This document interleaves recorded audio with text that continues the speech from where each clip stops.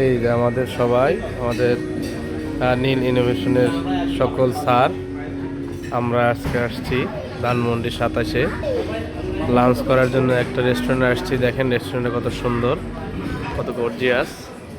হ্যাঁ, আমরা এখানে লাঞ্চ করার জন্য আসছি এবং এখানে ড্রিঙ্কস আইটেমও আছে। হ্যাঁ, আপনারা যদি কারো লাগে তো আপনারা অবশ্যই ড্রিঙ্কস আইটেমও নিতে পারেন। ধন্যবাদ।